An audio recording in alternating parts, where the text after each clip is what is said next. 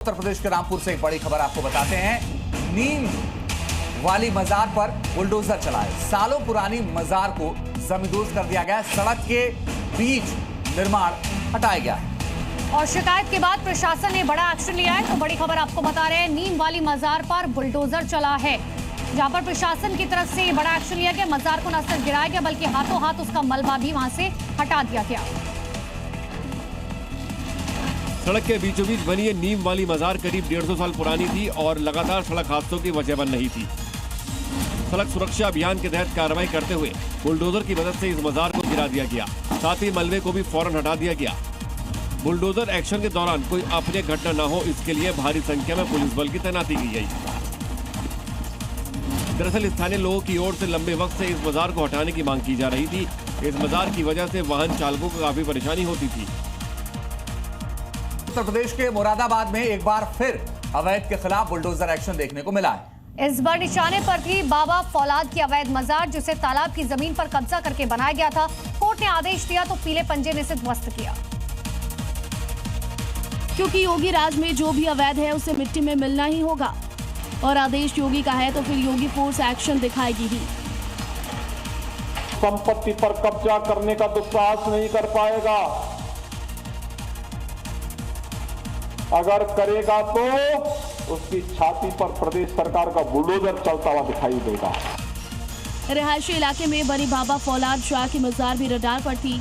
जांच में इसे अवैध पाया गया तो बुलडोजर आ पहुंचा। इसके बाद देखते ही देखते अवैध मजार पर पीले पंजे ने एक्शन शुरू कर दिया। और यूपी के बाराबंकी से बड़ी खबर है, मदरसा दारुल उलूम पर शिकंजा कसा गया। अनियमितताओं की शिकायत, 2 सदस्यीय जांच समिति गठित की गई।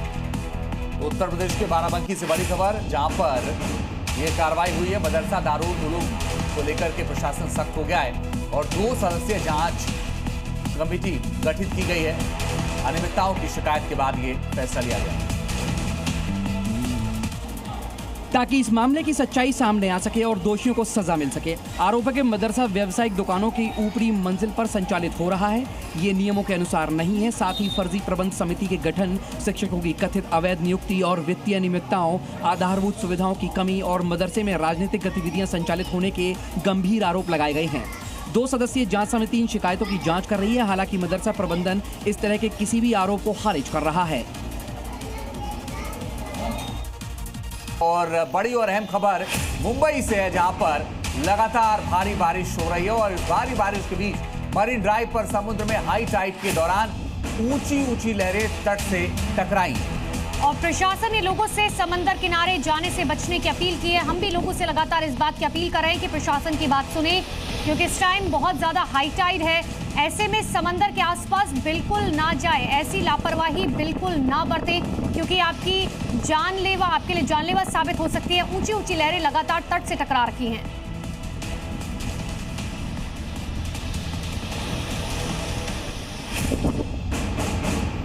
तो इस वक्त दिल्ली से बड़ी खबर आपको बता रहे हैं। दिल्ली के रोहिणी में हादसा हुआ है। निर्माणाधीन 4 मंजिला इमारत गिरी है। रोहिणी के सेक्टर 16 की घटना बताई जा रही है। मलबे में दबने से एक शख्स की मौत भी हो गई और मलबे में अभी भी कई लोगों के फंसे होने की आशंका है। पुलिस ने FIR दर्ज कर दी है, जांच शुरू कर दी है।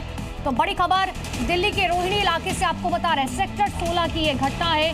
मलबे में दबने से एक शख्स की मौत हो गई है। अचानक से निर्माणाधीन 4 मंजिला ये इमारत गिर गई। दिल्ली के रोहिणी में ये बड़ा हादसा हुआ है, उसकी तस्वीरें आपके सामने हैं। बड़ी जेसीबी मशीनों को लगा करके मलबा वहां से हटाया जा रहा है। रोहिणी के सेक्टर 16 की घटना बताई जाए।